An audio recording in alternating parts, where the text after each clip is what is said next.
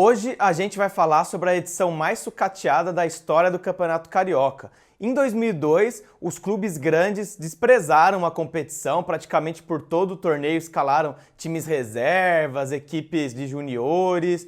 Com todo esse desprestígio, o Fluminense acabou campeão, mas as finais foram disputadas durante a Copa do Mundo daquele ano. Foi tão varzando o torneio que a gente chegou até a ter um Fla-Flu de quinta-feira à tarde na Rua Bariri para menos de 100 pessoas. Vamos contar essa e outras bizarrices do Cariocão de 2002 depois da vinheta.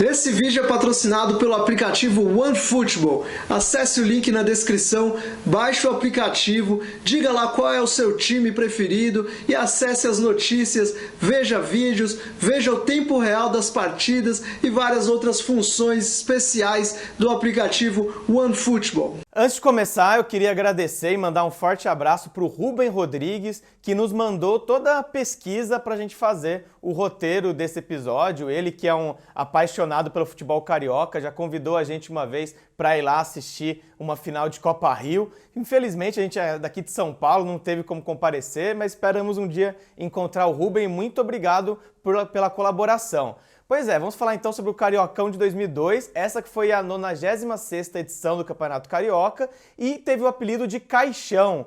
Isso referência ao apelido do Eduardo Viana, um cartola folclórico, histórico, polêmico da Federação Carioca de Futebol. Ele chamava Eduardo Viana, mas tinha o apelido de Caixa d'Água. Então a edição de 2002, que tinha o dedo dele por trás, aí ficou conhecido como o Caixão 2002. Naquela época, o calendário do primeiro semestre geralmente funcionava da seguinte forma. A gente tinha torneios regionais, Rio-São Paulo, Sul-Minas, Copa Norte, bem no comecinho do ano, como se fosse uma pré-temporada, e depois um campeonato estadual longo, que se estendia ali de fevereiro, março, até junho e julho. Exceção da Copa do Nordeste, que às vezes durava esse tempo todo, mas no Rio-São Paulo, por exemplo, era sempre bem curtinho, bem começo de temporada, e depois tinha o estadual. Em 2002, isso mudou.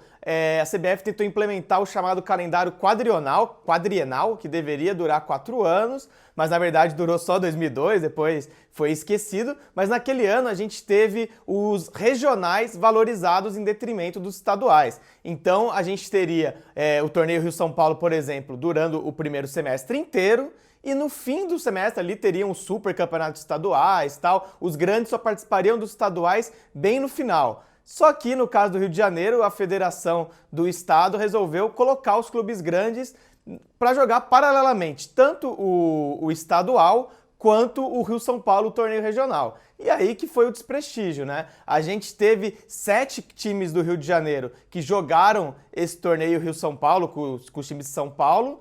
E isso é que ao mesmo tempo eles também estavam no Carioca, que durou 5 meses, começou no final de janeiro e foi até junho.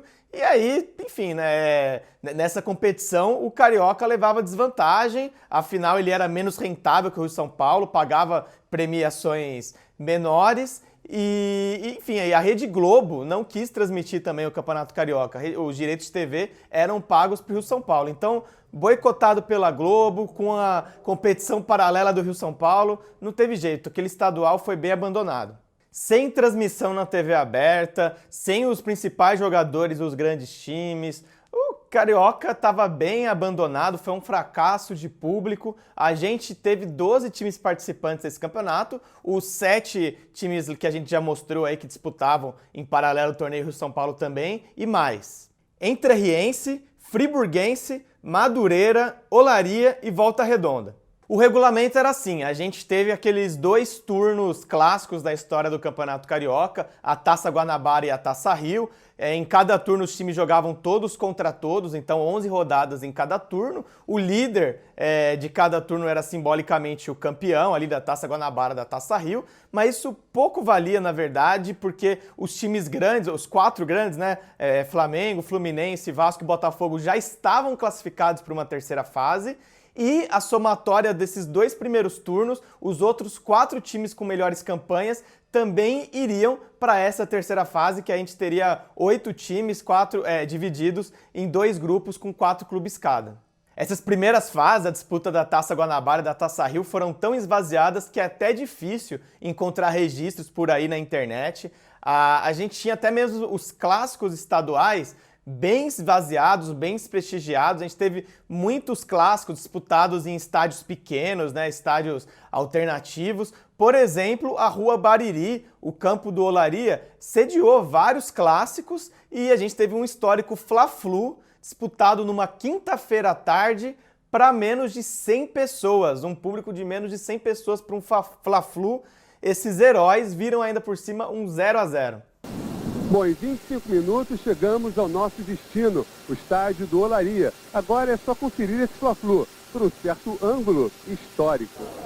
Histórico principalmente por registrar, com certeza, o pior público do clássico em 90 anos de disputa.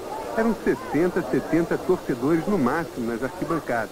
Nessa primeira fase, que a gente teve então 22 jogos, 11 da Taça Guanabara, 11 da Taça Rio, o Americano de Campos sobrou, foi o campeão tanto do primeiro turno quanto do segundo turno, mas isso não valia grande coisa. Vale dizer, né, que o Americano de Campos era o time de coração do Eduardo Viana, o caixa d'água, presidente da Federação do Rio de Janeiro.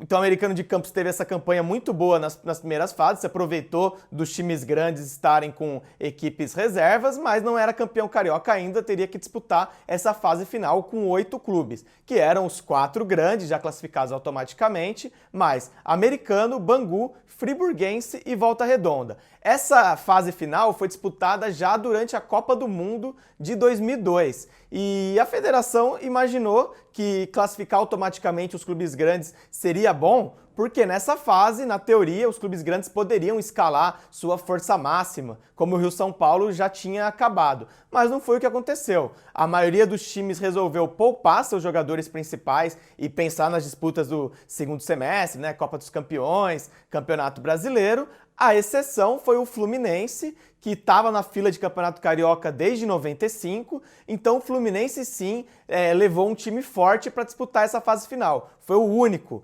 Os outros grandes não, todos continuaram com times bem B, C, né? Time C de cada um. O Vasco foi um caso crasso, ele sequer pontuou nessa última fase. Chegou a levar uma goleada de 4-1 do Bangu. Enfim, ninguém levou muito a sério, só o Fluminense, e por isso mesmo o Fluminense passou para as semifinais, e acompanhado de Bangu, Friburguense e Americano de Campos. Tá aí a classificação dos 2 grupos da terceira fase, e agora seguia a bizarrice no regulamento. As semifinais do campeonato eram jogadas em partida única, e o time de melhor campanha tinha vantagem de empate. Assim, se empatasse, tinha prorrogação, e depois, se na prorrogação seguisse empatado, não tinha pênaltis, o time de melhor campanha passava. A gente teve Americano e Friburguense em Campos dos Goytacazes, mando do Americano, e Fluminense e Bangu no Maracanã, dessa vez o principal estádio do estado, finalmente utilizado nesse campeonato. Esse jogo Fluminense e Bangu foi bem polêmico, a partida seguiu empatada ao longo dos 90 minutos, foi para prorrogação, continuou empatada, e aí no finalzinho do jogo, no último lance, o goleiro do Bangu no desespero foi para a área, o Bangu precisava de um gol para passar para a final, e ele fez um gol de cabeça, o gol que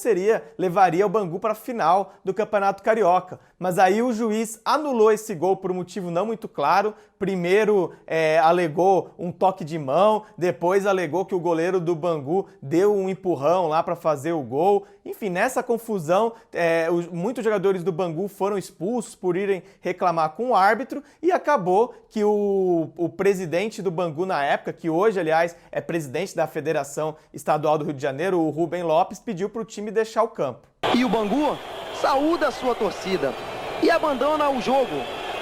E para um campeonato bagunçado, nada como uma semifinal bagunçada. Depois de toda essa polêmica, o árbitro daquele jogo, o Reinaldo Ribas, foi expulso do quadro da federação, mas enfim, o Fluminense foi para a final, e a final que foi disputada em 2 jogos no Maracanã contra o Americano de Campos, nos dias 23 e 27 de junho. 27 de junho foi a quinta-feira, às vésperas da seleção brasileira, no final de semana, conquistar o penta da Copa do Mundo. E nesse clima aí, dividindo a atenção com a Copa do Mundo, os públicos foram pequenos. O jogo de ida, que o Fluminense ganhou por 2-0, teve público de pouco mais de 9 mil pagantes. A volta, que o Flu ganhou por 3-1, teve público de cerca de 26 mil pagantes, então um público bem pequeno para um título estadual, mas enfim, para o Fluminense valeu para sair da fila. O time não era campeão carioca desde 95, né? Aquele clássico campeonato lá do gol de barriga do Renato Gaúcho. O Flu então voltou a ser campeão, nesse meio tempo passou pela Série C, chegou ao fundo do poço, então foi uma certa redenção para o Fluminense ganhar esse título, e era um time que depois deu alegrias para a torcida, tinha Magno Alves, Rony, o Fernando Diniz, né, hoje treinador, estava, né, nessa equipe também como jogador, como meia-campista. Para o Fluminense foi bem bacana, o time depois já tinha sido semifinalista do Brasileiro um ano antes, o segundo semestre seria de novo semifinalista do Brasileirão, era um time forte do Fluminense. O treinador do Fluminense era o Robertinho. No começo do ano, o time era treinado por uma dupla de irmãos. O time principal no Rio-São Paulo era comandado pelo Oswaldo de Oliveira e o time B, C, no Campeonato Carioca, nas primeiras fases, era comandadas pelo Valdemar Lemos, o irmão do Oswaldo de Oliveira. Depois, no segundo semestre, quando o Fluminense fez essa campanha boa, foi semifinalista do Brasileiro, depois do Robertinho, o Renato Gaúcho, que assumiu e, enfim, o caixão terminou dessa forma aí com o Fluminense campeão, mas na verdade teve capítulos nos anos seguintes, porque aquela polêmica do jogo com o Bangu foi para os tribunais, chegou a se cogitar que o título fosse dividido entre Bangu e Fluminense, como aquele jogo ficou mal resolvido,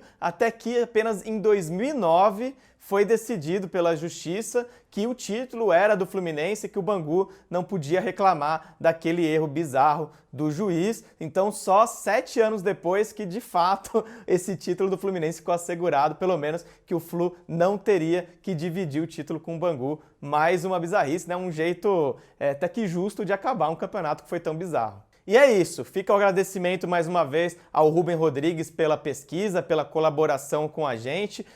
Você que lembra desse campeonato, que torce para os times do Rio de Janeiro, comenta aí alguma coisa que a gente não tenha mencionado. Será que tem alguém que assiste a gente que esteve em algum clássico, esses clássicos esvaziados, em estádios pequenos, na primeira fase daquele Cariocão? Seria bem legal ouvir essas histórias, interaja com a gente e fala também qual o próximo estadual que você quer que a gente conte uma história aqui.